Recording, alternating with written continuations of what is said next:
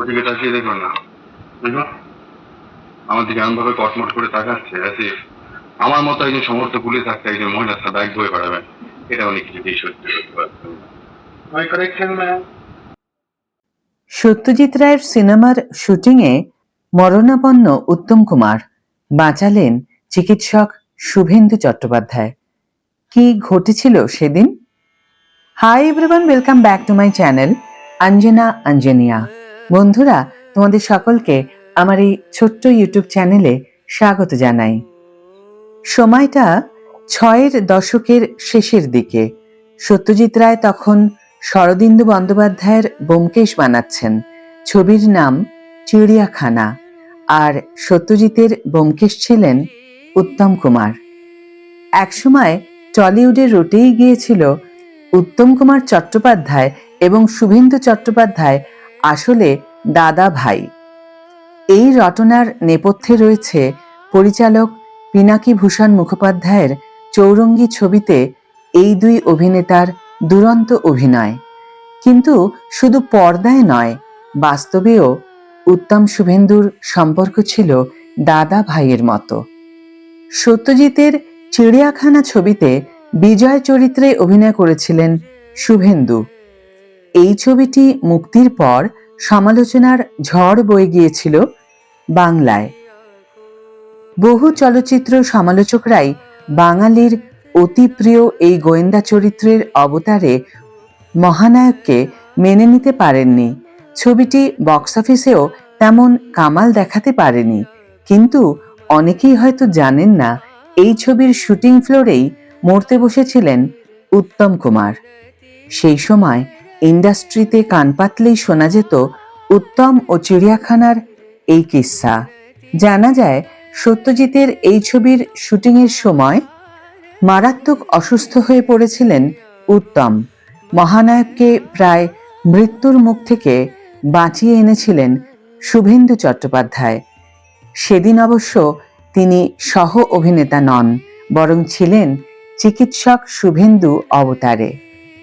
বাবার নির্দেশ মেনেই সিনেমায় আসার আগে কলকাতা মেডিকেল কলেজ থেকে ডাক্তারি পাশ করেছিলেন শুভেন্দু। আর সেদিন শুভেন্দুর এই ডাক্তারি শুটিং ফ্লোরে বাঁচিয়ে দিয়েছিল মহানায়ককে। শোনা যায়, উত্তমের নাকি ফুড পয়জনিং হয়েছিল। সুস্থ হওয়ার পর উত্তম নাকি শুভেন্দুকে জড়িয়ে ধরে বলেছিলেন, ভাগ্যিস তুই ছিলি, তাই এ যাত্রায় বেঁচে গেলাম।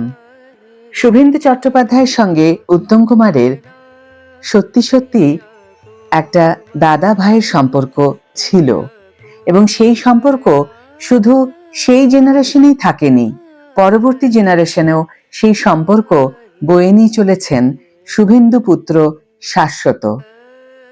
সাদা পদ্ম আর এক পেগ হুইস্কি, এই দিয়েই উত্তম কুমারের মৃত্যু দিবসে তাকে পুজো করেন শুভেন্দু পুত্র শাশ্বত। আসলে পর্দার বাইরে উত্তম ও শুভেন্দুর সম্পর্কের রসায়নটা এমনই ছিল যে এই দুই অভিনেতাকে দাদা ভাই ছাড়া আর কিছু ভাবাই যেত না। 1968 সালে পরিচালক পিনাকি ভূষণ মুখোপাধ্যায়ের চৌরঙ্গী ছবি মুক্তির পর থেকেই বাংলা ফিল্ম ইন্ডাস্ট্রিতে রটে গিয়েছিল উত্তম কুমার চট্টোপাধ্যায় এবং শুভেন্দু চট্টোপাধ্যায় নাকি দুই ভাই। শুভেন্দুও সেটাই বিশ্বাস করতেন, আর তাই শেষ দিন পর্যন্ত উত্তমকে দাদা বলেই ডেকেছেন। অন্যদিকে উত্তমও ভাইয়ের মতোই স্নেহ করতেন শুভেন্দুকে। এক সাক্ষাৎকারে শাশ্বত বলেছিলেন কিভাবে মহানায়কের মৃত্যুর পর উত্তম পুজোতে মেতে উঠতেন শুভেন্দু ও তার পরিবার। 1980 সালে 24শে জুলাই মহানায়ককে হারিয়েছে বাঙালি। তার মৃত্যুর এত বছর পরেও বাঙালির ম্যাটিনি আইডল এখনো উত্তম কুমারই। সালটা 1981-র 24শে জুলাই। মহানায়কের মৃত্যুর ঠিক এক বছর পর শুভেন্দু তার বাড়িতেই উত্তমের স্মৃতিচারণায় ডুব দিতে শুরু করলেন এক বিশেষ আয়োজনের মাধ্যমে। টলিপাড়া এই আয়োজনকে নাম দিয়েছিল উত্তম পুজো। সাদা পদ্মফুল খুবই পছন্দ করতেন মহানায়ক।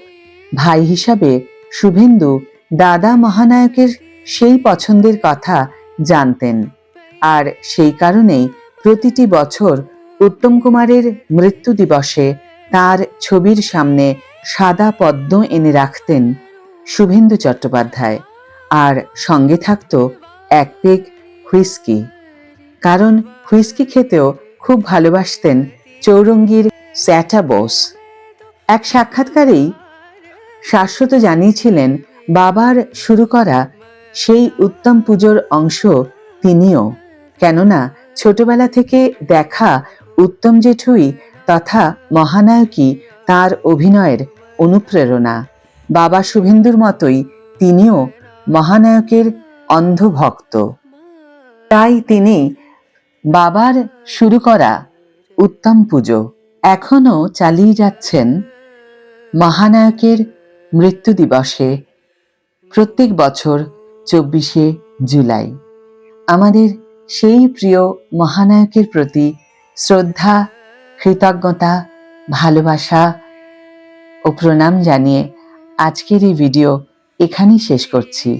ভিডিওটি যদি ভালো লেগে থাকে তাহলে অবশ্যই একটা ছোট্ট করে লাইক দিও, শেয়ার করো বন্ধুদের সাথে, কমেন্ট করে জানিও তোমাদের মতামত।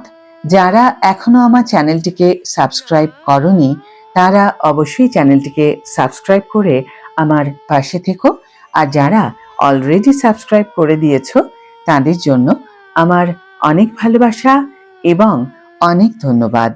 আজ তাহলে বিদায় বন্ধু, দেখা হবে পরের ভিডিওতে। ভালো থেকো, সুস্থ থেকো, সঙ্গে থেকো।